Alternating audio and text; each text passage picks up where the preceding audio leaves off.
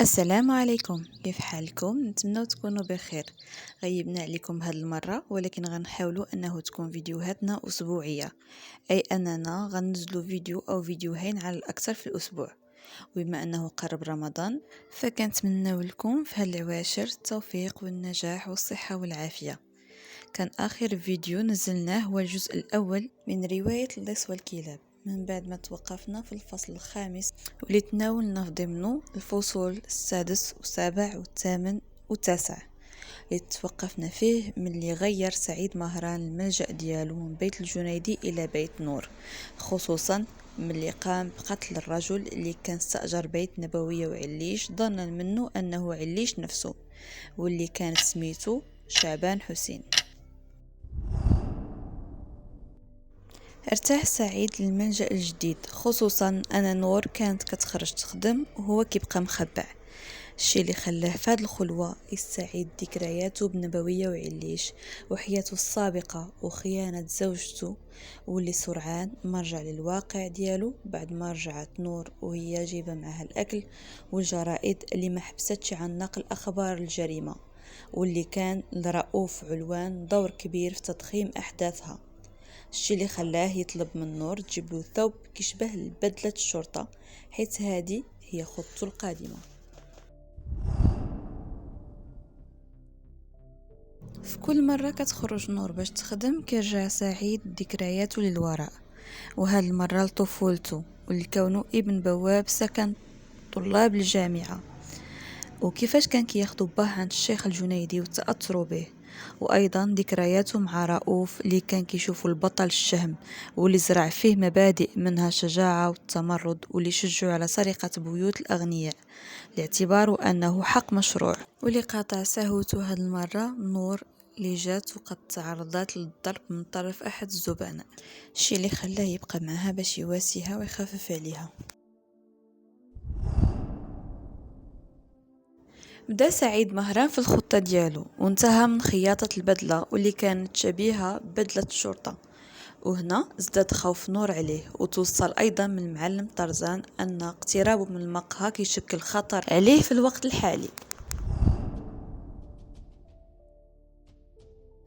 اخبار المعلم طرزان سعيد مهران ان المعلم بياضة غيدوز عنده باش يبرم معاه واحد الصفقة، الشي اللي خلى سعيد يتعرض له باش يعرف منه المكان الجديد ديال النبوية وعليش،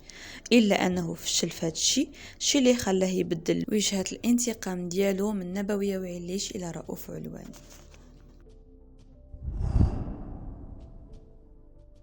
تنكر سعيد بدلة الضابط لخيطة وتوجه لفيلا رؤوف اللي غير شافو خارج من السيارة حاول يباغتو باش يقتلو،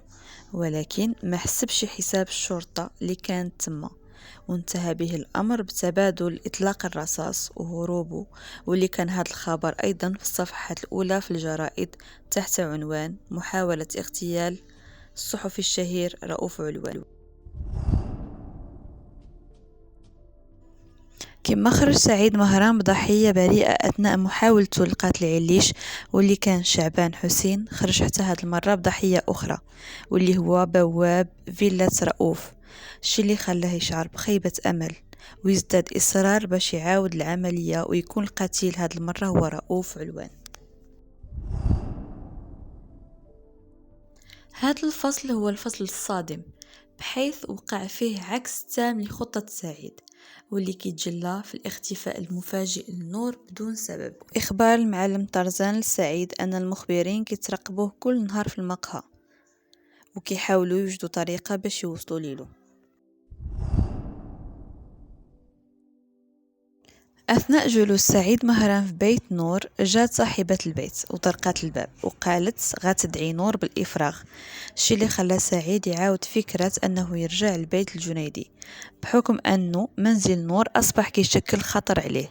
خرج متخفي ووصل للجبل وتم دخل بيت الجنيدي واللي لقاه كالعادة كيتأمل، وعاب راسو أنه نسى بدلة الشرطة في بيت نور،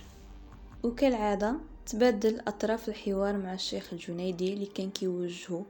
وكيبيلو أنه باش يرتاح لازم يفوض أمره لله، ولكن سعيد مهران كان كيشوف راسو أنه هو الضحية اللي تخان من زوجته وصاحبه والخادم ديالو. وباش يرتاح لازم ينتقم وياخد حقه منه.